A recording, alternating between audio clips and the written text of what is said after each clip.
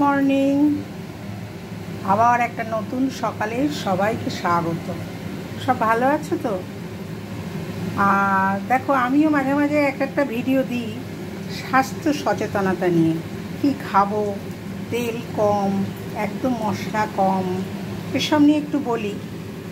কিন্তু মাঝে মাঝে না সবারই একটু নিজেকে প্যাম্পার করতে ইচ্ছা করে।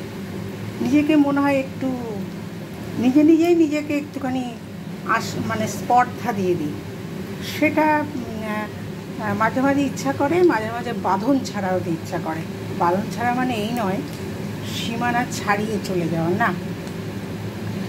তা আজকে আমি সকালবেলাতে কি ভাবছি জানো, মনে হলো না রোজই এই স্বাস্থ্য হেলদি এইসব বলি, আজকে একটু পেঁয়াজ কুচিয়েছি, একটু পোস্ত দিয়েছি, দেখো একটু পোস্ত দিয়েছি, পেঁয়াজ কুচিয়েছি, আর কাঁচা লঙ্কা কুচু কুচু করে দিয়েছি, একটুখানি ময়দা, একটু চালের গুঁড়ো, গোবিন্দভোগ চালের গুঁড়ো, খুব সুন্দর একটা স্মেল আসে, আর একটু বেসন, নুন, একটু মিষ্টি যেমন দেই, দিয়ে একটু মাখিয়ে রেখেছিলাম। তো পেঁয়াজটা সফট হয়ে গেছে।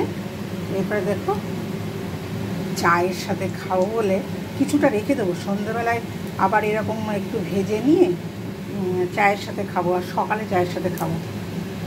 ভাল লাগবে না বলো? যেটা রান্না করবো সেটা তো করবোই হেলদিভাবে, কিন্তু একটু মাঝে মাঝে ইচ্ছা করে খুব চটপটি কিছু খেতে, বিশেষ করে শীতকালে, এই বর্ষাকালে। তাই একটু তোমাদের সাথে শেয়ার করলাম। আর আমি না আর একটা কথা বিশ্বাস করি, সেটা হচ্ছে যে কম তেল খেতে বলে তো ডাক্তাররা। তুমি যাই খাও তেলটা কম খাও, সে যে তেলই হোক, সে অলিভ অয়েল হোক বা যত ভালো ব্র্যান্ডের তেলই হোক, অল্প খাও। তা আমার না একটা জিনিস খুব আমি বিশ্বাস করি, সেটা হচ্ছে আমি যদি আইটেমটা কম করি, মানে আইটেম বলতে আমি 3-4টে আইটেম রান্না করলাম, তাহলে যদি আমি 1 টেবিল স্পুন করেও দিই, তাহলে আমার 4টে টেবিল স্পুন হয়ে গেল।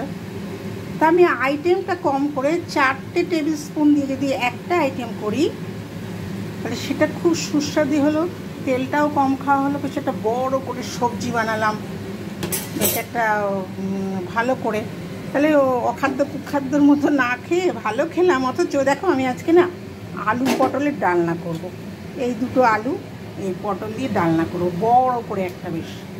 তাহলে কি যতটুকু তেল লাগবে, ধরো 4 টেবিল স্পুনই তেল দিলাম, তাহলে আমার একটা আইটেম দিয়ে সুন্দর খাওয়া হয়ে যাবে, আর সাথে একটু সেদ্ধ কিছু দিয়ে দিলাম ভাতের মধ্যে, ব্যাস। তাহলে আমার টেস্টিও খাওয়া হলো, হেলদিও হলো, তাই না? তাই এইটা আজকে একটু নিয়মের বাইরে বেরিয়ে সকালবেলায় একটু পোস্ত, পেঁয়াজ সব কিছু দিয়ে একটা সুন্দর পকোড়া বলতে পারো বানাচ্ছি। তাই একটু তোমাদের সাথে শেয়ার করলাম। সবাই ভালো থেকো, হ্যাঁ, সুস্থ থেকো। আর একটা কথা ইদানিং আমি খুব বলি, বলার খুব প্রয়োজন, আমার মনে হয় যেন বলি, আমি নিজেকেও বলি এটা, সজাগ থেকো। রাখছি।